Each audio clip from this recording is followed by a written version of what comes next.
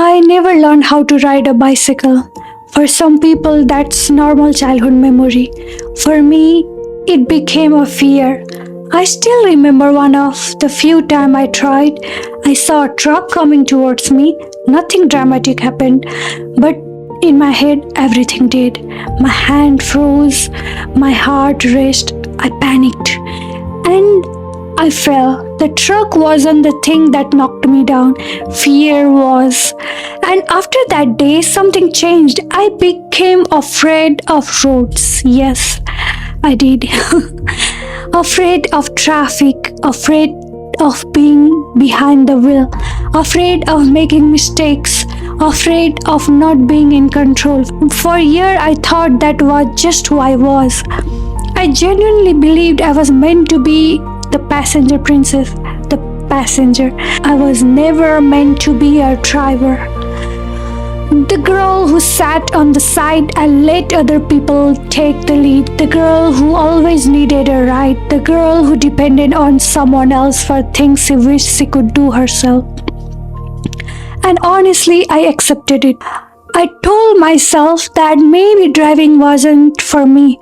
Maybe some people are naturally confident. Maybe some people are born brave. Maybe I wasn't one of them. But in 2025, something inside me got tired.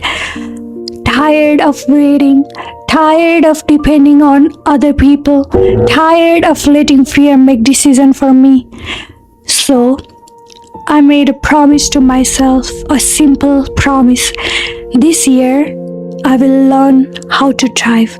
Not because I wanted to, because I needed to. Because freedom was waiting on other side of that fear. And the truth is, learning to drive wasn't me versus the road. It wasn't me versus traffic. It wasn't me versus other cars. It was me versus my own mind. It was me versus me. My mind had become an expert at creating fears. Before I even touched the steering wheel, it had already imagined every possible disaster. What if you crash? What if you embarrass yourself? What if you can't do it? What if everyone else is better than you? What if you are not capable? And because the voice sounded like me, I believed it. For years, I believed it until one day I decided to test it. Not by arguing with fear, not by waiting until I get my confidence back, but by driving anyway. And that's when something incredible happened. The more I drove, the quieter the fear became. The road did not change, the car did not change, the traffic did not change, but I changed. Every time I got behind the wheel, I was showing my mind a proof that I could do it, proof that I was capable, proof that fear had been exaggerating the danger all along. And slowly, the voice that once screamed at me became a whisper. And then it became a silence. Then one day, it stopped. It really stopped.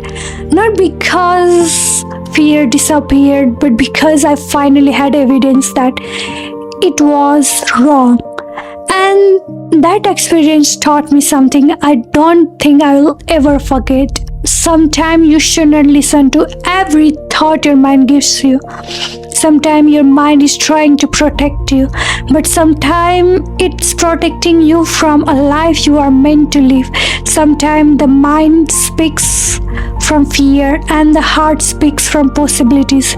Sometimes you have to trust your heart before your mind agrees, because confidence does not come first.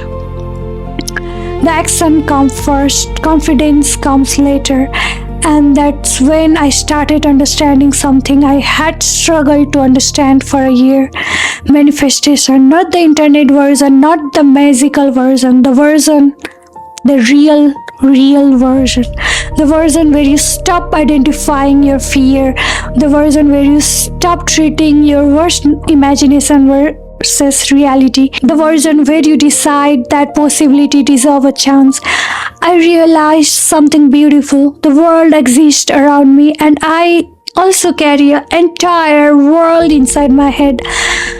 A world full of stories, beliefs, dreams, fears, possibilities, and whichever world I choose to believe become the one I experience.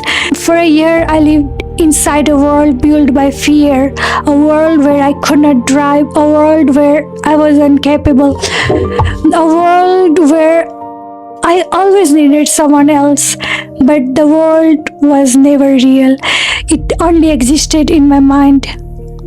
And the moment I changed the world inside my head, my real world started changing too. Maybe that's what growth is.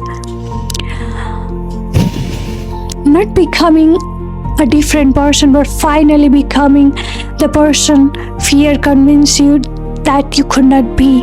A girl who was scared of a bicycle, a girl who was terrified of roads, a girl who thought she was meant to be a passenger princess.